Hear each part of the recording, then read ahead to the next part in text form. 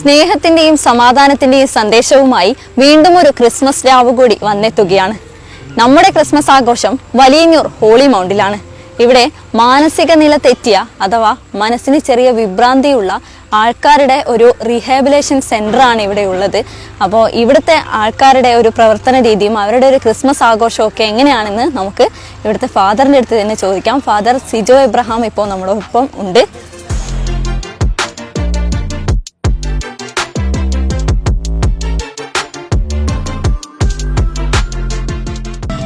Father ഇവിടെ വന്നിട്ട് എത്ര വർഷമായി ഏകദേശം?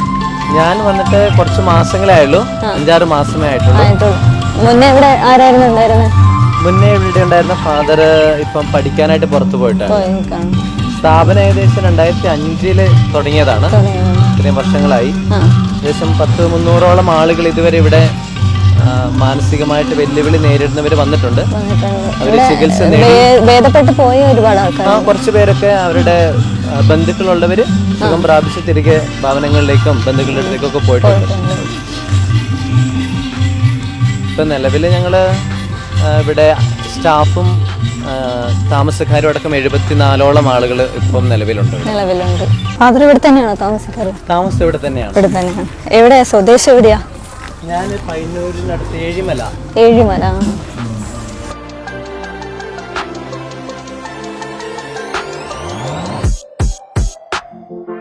ഇവരുടെ ദൈനംദിന രീതികളാണെങ്കിൽ രാവിലെ 5 മണിക്കാണ് ഇവർ ഉണരുക. അതിനുശേഷം 6 മണിക്ക് പ്രാർത്ഥിക്കാനായിട്ട് ഇവർ വരും. കുറച്ച് സമയം മെഡിറ്റേഷൻ ചെയ്യും. പിന്നെ പ്രാർത്ഥന കഴിഞ്ഞ് ഒരു 7 മണി മുതൽ രാവിലെ പ്രഭാത ഭക്ഷണത്തിന് മുൻപ് ഒരു അരമണിക്കൂർ ഇവിടെ നടക്കും. നമ്മുടെ ഇവിടെ ഒരു 13 ഏക്കറുണ്ട്, പറമ്പിലൂടെ നടക്കും. 7:30 ബ്രേക്ക്ഫാസ്റ്റ് ആണ്. അതിനുശേഷം അവരവരുടെ വ്യക്തി കാര്യങ്ങളിലേക്ക് പോകും. പിന്നെ കുറച്ച് സമയം ഇൻഡോർ ഗെയിംസാണ്. ക്യാരംസ് കളിക്കും, ചെസ് കളിക്കും. അങ്ങനെ അവർ സമയം ചെലവഴിക്കും. TV കാണുന്നവർ TV കാണും. കൃഷി ഉണ്ട് എന്നുള്ളത് ഒരു സന്തോഷകരമായ കാര്യമാണ്. ഒരു 13 ഏക്കർ സ്ഥലമുള്ളത് കൊണ്ട് തന്നെ ഇവിടെ നമുക്കൊരു ലോബോ എന്ന് പറയുന്നൊരു ഫാദറുണ്ട്. ആ ഫാദർ പണ്ട് കാർഷിക അവാർഡൊക്കെ നേടിയ ഒരു വ്യക്തിത്വമാണ്. അതുപോലെ അച്ഛൻ്റെ നേതൃത്വത്തിൽ ഇവിടെ ഒത്തിരിയേറെ കൃഷി നടക്കുന്നുണ്ട്. കുറേ പുഷ്ടിയുള്ള പല വൃക്ഷങ്ങൾ ഇവിടെ നട്ടിട്ടുണ്ട്. വാഴ, അതോടൊപ്പം തന്നെ പച്ചക്കറിയും കുറേശ്ശെ കൃഷി ചെയ്യാറുണ്ട്. ഫാദറും സാധിക്കുന്ന കുറച്ച് പേര്, ഒരു 10 പേരോളം ജെൻസും ലേഡീസും, അവരും അച്ഛൻ്റെ കൂടെ എല്ലാ ദിവസവും ഒരു രാവിലെ ഒരു 8 മണി മുതൽ 9:30 വരെയും വൈകുന്നേരം ഒരു 4 മണി മുതൽ 5 മണി വരെയും പറമ്പിൽ പണിയെടുക്കാറുണ്ട്. അപ്പോൾ ഇവിടെയുള്ള അവരെ എങ്ങനെയാണ്? ഫാമിലി കൊണ്ടുവിട്ടതാണോ അല്ലെങ്കിൽ എങ്ങനെയാണ് ഇവിടെ ഇത്രയും ആൾക്കാർ എത്തിയത്? എങ്ങനെയാണ്? ഫാമിലി ബന്ധുക്കളുള്ള കുറച്ച് പേരുണ്ട്. അവരെ ബന്ധുക്കൾ തന്നെ കൊണ്ട് ഇവിടെ ആക്കിയവരാണ്. എന്ന് പറഞ്ഞാൽ അവർക്ക് മാനസികമായിട്ട് ബുദ്ധിമുട്ടുള്ളത് കൊണ്ട് തന്നെ ഭവനങ്ങളിൽ അവരെ താമസിപ്പിക്കാനായിട്ട് സാധിക്കില്ല. മറ്റുള്ളവർ കുറേ പേര് റോഡരികിൽ നിന്നും മറ്റ് സാമൂഹ്യ പ്രവർത്തകരിലൂടെയും പോലീസ് മുഖാന്തരമൊക്കെ ഇവിടെ വന്നവരാണ്. ഇതര സംസ്ഥാനക്കാരുണ്ട്. നമ്മുടെ കേരളത്തിന്റെ പല ഭാഗത്തു നിന്നുള്ളവരുണ്ട്. ഇവിടെ ജീവിതത്തിലേക്ക് തിരിച്ചു പോകാൻ ആഗ്രഹിക്കുന്ന ആൾക്കാരുണ്ടോ അല്ലെങ്കിൽ അങ്ങനെയുള്ള ആൾക്കാർ ഇവിടെ ഉണ്ടോ? ഈ ബന്ധുക്കളും മിത്രങ്ങളുമുള്ള കുറച്ച് പേരുണ്ട്. പക്ഷേ നമുക്കറിയാം, നമ്മുടെ സമൂഹം ഒരു മാനസിക രോഗി ആ ഒരു ബാനർ നൽകി കഴിഞ്ഞാൽ ചിലപ്പോഴൊന്നും അവരെ തിരികെ ഭവനങ്ങളിലേക്ക് സ്വീകരിക്കാൻ തയ്യാറാവില്ല. എന്നാൽ അവരിടയ്ക്ക് വരും, സന്ദർശിക്കും. കുറച്ച് ദിവസത്തേക്കൊക്കെ അവരുടെ ഭവനങ്ങളിലേക്ക് കൊണ്ടു നിർത്തുന്നവരുണ്ട്. ചിലരൊന്നും അങ്ങനെ അതിന് താല്പര്യം കാണിക്കാറില്ല. ഇവരുടെ ഒരു മാനസിക സന്തോഷം കണ്ടെത്തുന്നത് എങ്ങനെയാണ്? ഇവര് സന്തോഷം കണ്ടെത്തുന്നതെന്ന് പറഞ്ഞു കഴിഞ്ഞാൽ ഒരു പ്രധാന കാര്യം, ഇവരിൽ പലരും 2005 മുതലൊക്കെ ഇവിടെ ഉള്ളവരാണ്. അവർ തമ്മിൽ നല്ലൊരു ബന്ധമുണ്ട്. അവർ പരസ്പരം ഒരുമിച്ചായിരുന്നു ഇത്രയും കാലം. അതുകൊണ്ട് തന്നെ ആ ഒരു ബന്ധമുണ്ട്. പിന്നെ ഇവിടെ അവരുടെ ഏറ്റവും വലിയ സന്തോഷം എന്ന് പറഞ്ഞാൽ പുറമേ നിന്നും ആളുകൾ വരുന്നതാണ്. ഇവിടെ അടുത്ത് സ്കൂളുകളിൽ നിന്ന് വരാറുണ്ട്, കോളേജുകളിൽ നിന്ന് വരാറുണ്ട്, പള്ളികളിൽ നിന്ന് വരാറുണ്ട്, ചില കുടുംബങ്ങൾ വരാറുണ്ട്, സംഘടനകളൊക്കെ വരാറുണ്ട്. ക്രിസ്മസുമായിട്ട് ബന്ധപ്പെട്ട് ഒത്തിരിയേറെ ഇങ്ങനത്തെ കൂട്ടായ്മകൾ വന്നിരുന്നു. അവരുടെ കൂടെ സമയം ചെലവഴിക്കുക, അവരോട് സംസാരിക്കുക, അവരോടൊപ്പം ആയിരിക്കുക, അത് ഒത്തിരി സന്തോഷമുള്ള കാര്യമാണ് അവർക്ക്. ഇവര് അപ്പോ ദേഷ്യം വിട്ട് അങ്ങനെ സംസാരിക്കാൻ അക്രമകാരികളാകുക അങ്ങനെയൊക്കെ ഉണ്ടാവാറുണ്ടോ? അക്രമകാരികൾ എന്ന് പറഞ്ഞാൽ ഇവരെല്ലാവരും മരുന്നെടുക്കുന്നവരാണ്. ചില സമയം മാത്രമേ അവർക്ക് അങ്ങനെ സംഭവിക്കാറുള്ളൂ. അതെല്ലാം മരുന്ന് ഒരു കുഴപ്പമില്ലാതെ മുടങ്ങാതെ കഴിക്കുന്നവരാണെങ്കിൽ അവർക്ക് അങ്ങനെ പ്രശ്നം വരാറില്ല. ഇവരുടെ ചികിത്സയൊക്കെ എങ്ങനെയാണ്? ചികിത്സ എന്ന് പറഞ്ഞു കഴിഞ്ഞാൽ നമുക്ക് സൈക്യാട്രി ഡോക്ടറായിട്ട് അഞ്ചരക്കണ്ടി മെഡിക്കൽ കോളേജിൽ നിന്നൊരു ഉദയലക്ഷ്മി ഡോക്ടറാണ്. ജനറൽ ഫിസിഷ്യൻ ഒരു മനു മാത്യു പരിയാരം മെഡിക്കൽ കോളേജിലാണ്. ഒരു മാസത്തിൽ 4 തവണ വീതം, ആഴ്ചയിൽ 1 വീതം വരുന്നുണ്ട്, സന്ദർശിക്കും, ചികിത്സ കൊടുക്കും. 2 നേഴ്സുമാർ ഇവിടെ സ്ഥിര താമസമുണ്ട്. എൻ്റെ പേര് ബാബു പോൾ. എൻ്റെ വീട് കോഴിക്കോട് അടുത്തുള്ള കോടഞ്ചേരിയിലാണ്. ഞാനിവിടെ വന്നിട്ട് 18 വർഷമായി.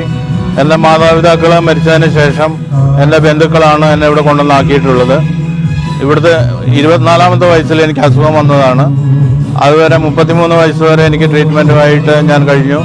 അപ്പോൾ അവർ മാതാപിതാക്കളില്ലാത്തതുകൊണ്ട് ഇവിടെ നല്ല ട്രീറ്റ്മെൻറ്റ് കിട്ടി. ഇവിടെ ആയതുകൊണ്ട് എനിക്ക് വീണ്ടും ഇവിടെ അസുഖമൊന്നും ഉണ്ടായിട്ടില്ല.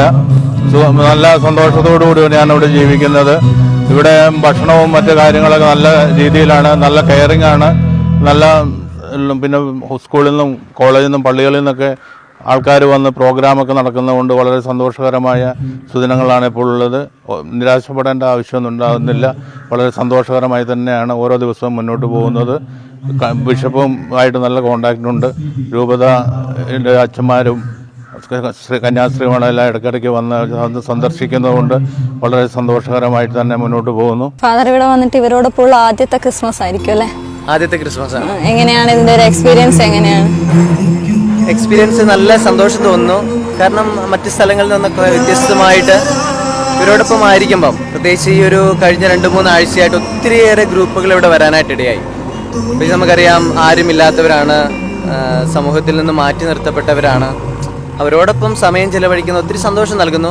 പ്രത്യേകിച്ച് ആളുകൾ ഇവിടെ വരുന്നതും സംസാരിക്കുന്നതും ഒക്കെ അവർക്ക് സന്തോഷമുള്ള കാര്യമാണ്. അവരുടെ ആ രോഗാവസ്ഥ മറന്ന് പ്രത്യേകിച്ച് മറ്റുള്ളവരോടൊപ്പം ആയിരിക്കുമ്പം അവർ ലോകത്തെക്കുറിച്ച് കൂടുതലായിട്ട് അറിയാനും മറ്റുള്ളവരുടെ ഈ ലോകത്തിൻ്റെ പ്രവൃത്തികളെ കുറിച്ചൊക്കെ അറിയാനായിട്ടൊക്കെ ഇടയാവുന്നുണ്ട്. ഈ പ്രദേശവാസികളുടെ ഒരു സപ്പോർട്ട് എങ്ങനെയാണ്? ഞങ്ങളുടെ ഒത്തിരി സന്തോഷമുള്ള കാര്യം, ഇവിടുത്തെ ഉള്ള അയൽപക്കമൊക്കെ നമുക്ക് നല്ല സപ്പോർട്ടാണ്. കഴിഞ്ഞ വ്യാഴാഴ്ചയായിരുന്നു ഇവിടെ ക്രിസ്മസ് പ്രോഗ്രാം. ഏകദേശം ഒരു 100-100ഓളം അയൽപക്കക്കാർ ഇവിടെ വന്നിരുന്നു. അവരും പലതരത്തിലുള്ള സഹായവുമായി ഇവിടെ വരാറുണ്ട്. ഭക്ഷണമായിട്ടും എന്തെങ്കിലുമൊക്കെ സഹായം ആവശ്യമുള്ളപ്പോൾ അവർ ഓടി എത്താറുണ്ട്. ഒത്തിരി സന്തോഷമുള്ള കാര്യമാണ് അവരുടെ കാര്യം. അപ്പോൾ എല്ലാവരും ക്രിസ്മസ് ലഹരിയിൽ നിൽക്കുകയാണ്. അപ്പോൾ ഫാദറിന്റെ വക നമുക്കൊരു ക്രിസ്മസ് സന്ദേശം ഒന്ന് പറയാമോ? ക്രിസ്മസ് സന്ദേശം എന്ന് പറയുമ്പോൾ ഈ ഒരു സ്ഥാപനത്തിൻ്റെ പശ്ചാത്തലത്തിൽ പറയുമ്പോൾ നമുക്കറിയാം, ഇവിടെയുള്ള ഞങ്ങളൊരു 74ഓളം ആളുകൾ സമൂഹത്തിൽ നിന്ന് മാറ്റി നിർത്തപ്പെട്ടവരാണ്. പ്രത്യേകിച്ച് മാനസിക രോഗികൾ എന്ന നിലയിൽ സമൂഹം അവരെ വീക്ഷിക്കുന്നത് അപ്രകാരമാണ്. പ്രത്യേകിച്ച് ക്രിസ്മസ് എന്ന് പറയുന്നത് ഭൂമിയിൽ നല്ല മനസ്സുള്ളവർക്ക് സമാധാനം എന്നാണ് നമ്മൾ ആശംസിക്കാറ്. ഈ ഒരു സ്ഥാപനം ഏകദേശം ഒരു 2005 സ്ഥാപിതമായതാണ്. 19 വർഷമായി. ഇത്രയും വർഷത്തിനിടയ്ക്ക് ഇവിടെ ഒരു നേരത്തെ ആഹാരത്തിനോ ഒരാവശ്യത്തിനോ ഒരു മുട്ടും വന്നിട്ടില്ല എന്നുള്ളതാണ്. ഏകദേശം 3.5-4 ലക്ഷം രൂപ ചെലവ് വരുന്നുണ്ട്. ഈ നല്ല മനസ്സുള്ളവർ സ്ഥാപനത്തിലേക്ക് കടന്നു വരുന്നുണ്ട്, ഇവരെ ചേർത്ത് നിർത്തുന്നുണ്ട്. ക്രിസ്മസിൻ്റെ സന്ദേശം അതുതന്നെയാണ്. ഞങ്ങളോട് ചേർന്ന് നിൽക്കുന്നത് പോലെ ഈ ലോകത്ത് കൂടുതൽ നന്മയുള്ള മനുഷ്യരുണ്ടാകട്ടെ.